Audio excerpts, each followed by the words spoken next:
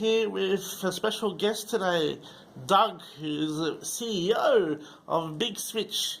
Now, for those of you who haven't heard of Big Switch is part of what we like to call in the PC hardware industry buzzword bingo. He is in the SDN business, and Doug is going to start off. Basically, he's going to tell us how he got started in networking and what the hell an SDN is. First of all, Dominic, it's great to be here. So thanks for the time today. I like how you phrased the buzzword bingo. So I argue that SDN has been part of buzzword bingo now for quite some time, going on probably about 7 or 8 years of being something that was a hot topic. And so it's great now being at a point where it's going from a lot of buzzword and higher level discussions to now being much more reality in terms of how customers are deploying the technology itself. For those who are familiar with a router, whether it's say a mum and pop who have a home router, network administrator who has to deal with Cisco or a Brocade or whatever, and you gave us a presentation earlier where you clearly outlined the differences, where we were 10 years ago. What is actually the difference between, say, a legacy managed switch and an SDN switch? If we look at it visually, when the user sits down and has to use the thing, what is the actual difference? It's actually tremendous difference. So if you look at how it's actually built relative to software, traditionally you have standalone switches themselves and routers, typically built in C.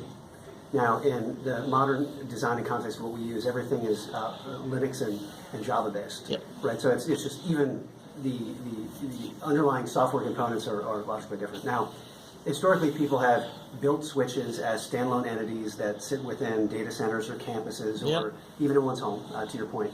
And really the push around SDN is around the concept of introducing a server, which is, it's an x86 server, which in essence serves as a centralized controller that manages everything logically as one big switch. Okay, so basically you go a giant ass of virtual switch, basically. It's a giant virtualized switch. So you have state that's distributed across every single switch. So in our case, the way our architecture is designed, you have the SDN controller, but then you have our software, which is called SwitchLite, which is an incredibly lightweight-based operating system that resides on every switch within the fabric. Okay, and just from a strategic point of view, does the administrator get like a graphical view of the whole switch, or is it more trees and flows and all these different things? How is it visually presented to the administrator? So the presentation just proves the exposure. So our REST API is actually the primary vehicle. So because we have that, many of our users actually from an orchestration perspective use systems like VMware. They use OpenStack, and so they actually manage in these orchestration systems, thread things all the way through. We have other users that they just want a simple GUI. In the old days, a traditional switch would use a custom ASIC that only does switching. And then we got into the early days of very weak powered MIPS and ARM SoC. We have a limited flash, we have a limited RAM. Correct. And what kind of horsepower that needs to drive? Yeah, so let's unpack starting with the switch. So I mentioned before the SDN controller server. That's actually then in terms of using technology actually speaking to the switch itself. The switch itself, when you look at it, whether it's bare metal or an open network switch from companies like Dell or HP, when you look at an open network switch, it starts at the core with silicon, and the silicon itself in that switch is these days typically Broadcom.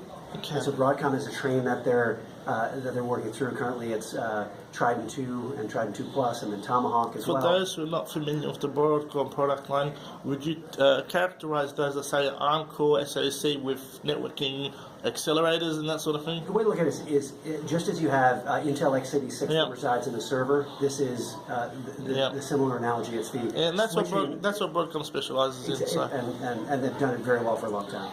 So, and you're adopting that, and your partners who are adopting your operating system adopting that. How are you seeing the march of technology? You mentioned Moore's Law and all that. Are these things from third-party vendors, whether it's Broadcom or it's another silicon vendor, are they keeping up with what you need to do in terms of software-defined networking, or you want more from me or more power? So they're absolutely keeping up. In fact, I'd argue really over the last 10 years, the silicon vendors have actually been slightly ahead. So we've had logical product transitions from 10100 to gig, then 10 gig, then 40 gig, and now 100 gig, but also being carved out to things like 25 gig. So in terms of the speeds are actually coming along quite well in terms of that evolution. Now it comes down to not just the speeds, but the level of automation and programmability within the network itself. So it really gets down to now, instead of box by box, how do you actually automate, especially at massive scale when you're at 100 gig as an example, how do you make sure that you're optimizing for that infrastructure? And what we see, and very similar to the way it's architected at companies like Google and Facebook, is that by doing this in standalone form, just simply doesn't scale. You mentioned speeds. Now, 10 gigabit has been a bit slow to proliferate. It only now starting to get it standard on servers. From your point of view, as somebody who architected switches, what do you think the stopping block was? So first, on the network side, we really play to what's going on in the servers. So in many respects, the trends really get created by and then ramped by the server vendors. So as an example, the shift now of being able to parse things out, even though we have 100 gig down to 25 gig, it's really because of the NICs and the way things are materializing on the server side. What we've heard is the cost was the fact of bringing 10 gig down, not any other thing. That's what we've heard. Just cost only. Potentially, but on our side, a lot, as that's gone from one version of 10 gig silicon to the next, Broadcom keeps adding features and more depth to the platform, so we're able to build off of that. Okay, so would you characterize the Big Switch as an open source company? I would say we're a combination of an open source company and a commercial company. Okay. Now all right, obviously every company is there to make money, obviously, otherwise you'd be some GitHub somewhere. Let's just briefly on the open side of things.